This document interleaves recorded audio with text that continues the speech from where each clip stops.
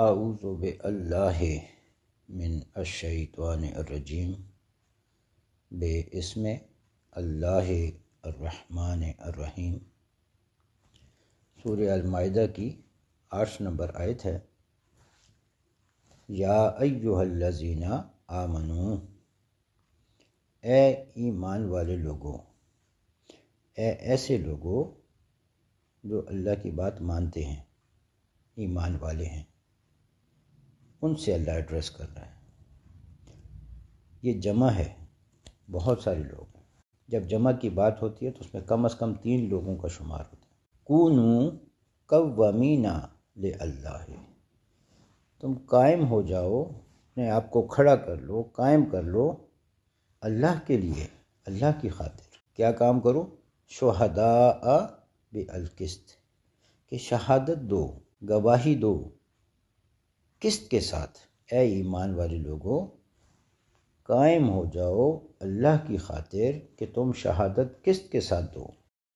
قسط کیا ہے؟ سورہ اعراف کی 29 نمبر آیت ہے، قل امر ربی بالقسط۔ اللہ کا جو امر ہے وہ قسط کے ساتھ ہے۔ اس آیت کا اگلا حصہ ہے، وَلَا يَجْرِمَنَّكُمْ شَنَآنُ قَوْمٍ، قوم کی دشمنی تمہیں اس بات پر آمادہ نہ کرے، الا اللہ تعدلوا، کہ تم عدل نہ کرو۔ یعنی ایک طرف قوم ہے، قوم کے مفادات ہیں، دوسرے طرف اللہ کا حکم ہے، تو ایسا نہ ہو قوم کی دشمنی کے ڈر سے تم اللہ کی خاطر یہ شہادت نہ دو اور عدل نہ قائم ہو سکے، قوم کی تم طرفداری کرو۔ جب قوم کی طرفداری کرو گے تو دوسرا شخص یا دوسرا مسئلہ جو ہوگا وہ اگر دوسری قوم کا ہے تو پھر تمہارے درمیان میں عدل نہیں ہوگا، تم نے عدل کا ساتھ نہ دیا، پھر اللہ کی خاطر بات نہ ہوئی۔ آگے اللہ فرماتا ہے، اے دلو، عدل قائم کرو، اے دلو، عدل کرو۔ عدل کیا ہوتا ہے؟ جیسے ترازو کے دونوں پلڑے برابر ہوتے ہیں، دونوں جب تک کوئی چیز ثابت نہیں ہوتی تو دونوں کے برابر رکھا جاتا ہے، کسی کی طرفداری نہیں ہو سکتی، کسی پلڑے میں وزن نہیں ڈالا جا سکتا۔ ہوا اقرب للتقوی، یہ قریب ہے، یہ اقرب ہے تقوی سے، ایسا کرو۔ واتقوا اللہ، اللہ کا تقوی اختیار کرو۔ ان اللہ خبیر بما تعملون، اللہ خبیر ہے، باریک سے باریک، چھوٹی سے چھوٹی بات کا بھی خبر رکھنے والا ہے تمہارے اعمال کی۔ اب ہم اس آیت کی اپلیکیشن کو مزید تھوڑا سمجھ لیتے ہیں۔ اگر کسی جگہ پر کوئی جرم سرزد ہوتا ہے تو لوگ کھڑے ہو جاتے ہیں، وہ کہتے ہیں نہیں یہ جرم فلاں شخص نے کیا ہے، یا حجرے میں کوئی چیز ڈسکس ہو رہی ہے، یا گھر میں کوئی بات ڈسکس ہو رہی ہے، خاندان میں ہو رہی ہے، کسی بھی جگہ پر ہو رہی ہے، کوئی مسئلہ درپیش ہو گیا ہے تو سب لوگ کھڑے ہو جاتے ہیں، کہتے ہیں یہ جرم اس نے کیا ہے۔ اب وہ قوم کا آدمی ہے لیکن سب لوگ اس کے خلاف کھڑے ہو گئے ہیں، اور لوگ یہی کہیں گے، یہی پلی لیں گے کہ ہم تو اللہ کے لیے کھڑے ہوئے ہیں، اللہ کی خاطر ہم شہادت دیں گے۔ اللہ کا یہ سورہ المائدہ کی 8 نمبر آیت میں، سورہ نساء کی 135 نمبر آیت میں اللہ کے یہ احکام ہیں، تو کیا ہم اللہ کے احکام کو چھوڑ کر آپ کی طرفداری کریں گے؟ تو جس نے جرم کیا ہے یا جس کی قوم کا جرم ہے تو آپ ان سے سوال کر سکتے ہیں، جناب کیا آپ چاہتے ہیں کہ اللہ کی آیات کو جھٹلا دیا جائے؟ کیا آپ جھٹلاتے ہیں؟ کیا آپ اللہ کی ان احکام کا انکار کرتے ہیں؟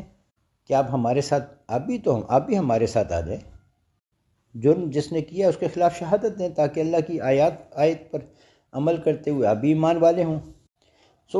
اللہ کی خاطر اپنے آپ کو قائم کرو کہ شہادت دو قسط کے ساتھ۔ جب ایسا کیا جائے گا کہ سارے لوگ اس جرم کے خلاف کھڑے ہو جائیں گے، شہادت دیں گے، تو وہ آدمی اس جرم میں پکڑا جائے گا یا اپنی اصلاح کر لے گا، اور قانون کے تحت اس کو سزا ملے گی۔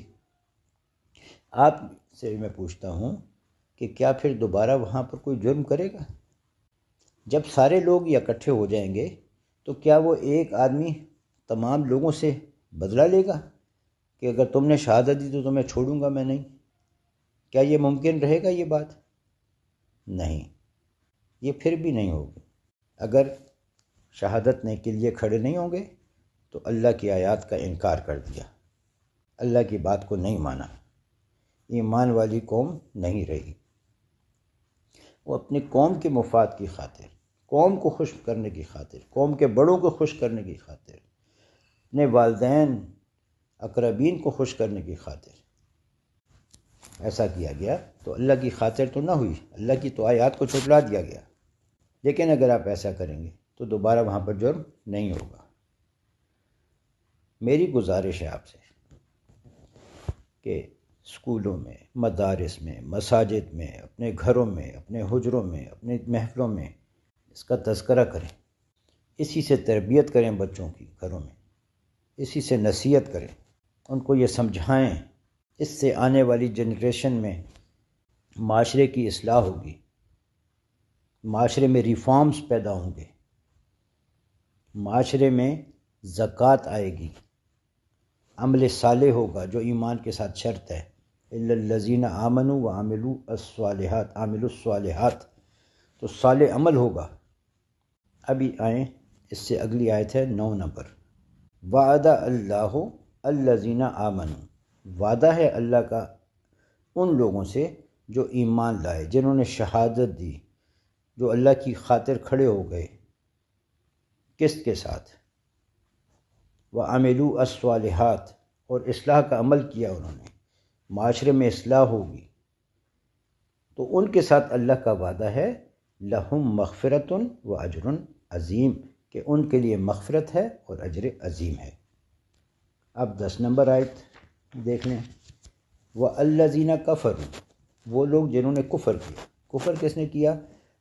جو اللہ کی خاطر شہادت کے لیے نہیں کھڑے ہوئے، جنہوں نے اس سے بچنے کی کوشش کی، توردو کیا، تلوو کیا، اس کو گھما پھرا کے شہادت دی اور کنفیوژن بنا دی، اس میں اللہ کی بات کو نہیں مانا، قوم کی خاطر کی، اللہ کی خاطر پیچھے ہٹ گئے، اللہ کی خاطر سے پیچھے ہٹ گئے اور قوم کے ساتھ مل گئے، تو کیا ہوا؟